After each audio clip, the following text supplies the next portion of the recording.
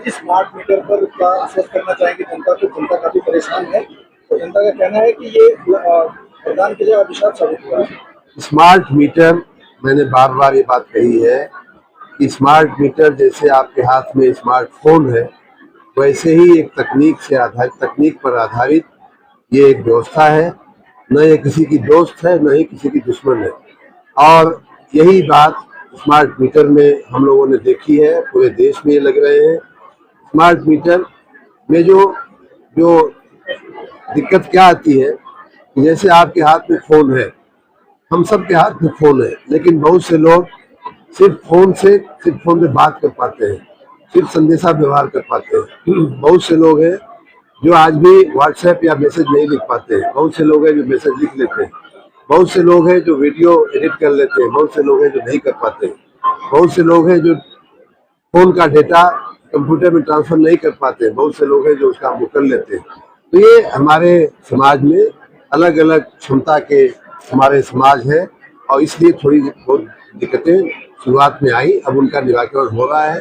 और दूसरी एक समस्या ये आ रही है या आई है कि जो मध्यम वर्गीय, मध्यम वर्गीय और गरीब तबके के लोग हैं, उनका ये कहना है कि हम रोज कमाते हैं, रोज खाते हैं, और उसमें रोज का हमारा बैलेंस देखना, रोज का पैसा जुटाना बैलेंस पूरा करने के लिए, ये थोड़ा दिक्कत का काम है। और इसीलिए हमने अभी 2-3 दिन पहले निर्णय लिया है कि 1 किलोवाट तक के घरेलू कनेक्शन अब 1 महीने से पहले नहीं कटेंगे, चाहे कितना भी उनका नेगेटिव बैलेंस हो जाए। मतलब कि वो पोस्ट पेड मीटर की तरह ही, पुराने मीटर की तरह ही वो काम करेगा।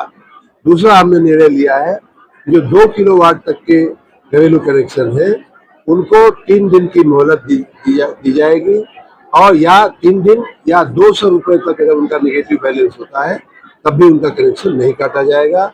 अगर वो 200 रुपया का बैलेंस 5 दिन में पूरा होता है तो 5 दिन में वो कनेक्शन चालू रहेगा।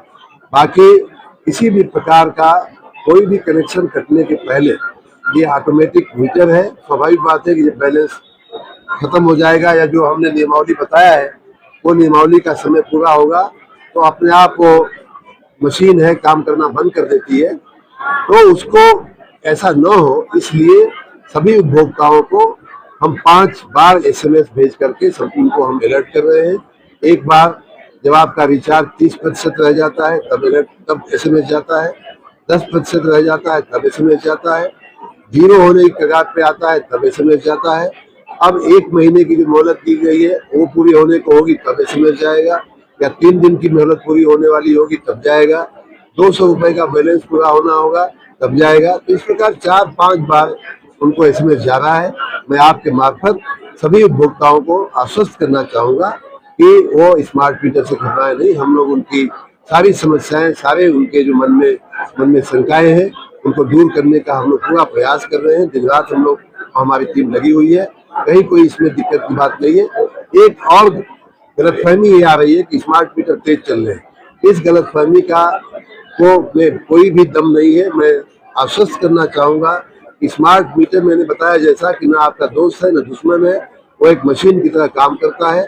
जितना आपकी बिजली खर्च होगी उतना ही वो बताएगा। इसमें शुरुआत में जो मीटर लगे हैं उनमें थोड़ा संशय इसलिए आया कि पिछला बिल कभी कभी उसमें जुड़ करके आया है, तो पहले महीने में शायद ये कंफ्यूजन हुआ होगा, लेकिन आगे चल के वही स्मार्ट मीटर आप लोग प्रशंसा करेंगे, जनता प्रशंसा करेगी, इतना मुझे विश्वास है। जिस स्पीड से स्मार्ट मीटर गांव में लगाया जा रहा है, शहर में लगाया जा रहा है, अभी नहीं लगाया जा रहा है,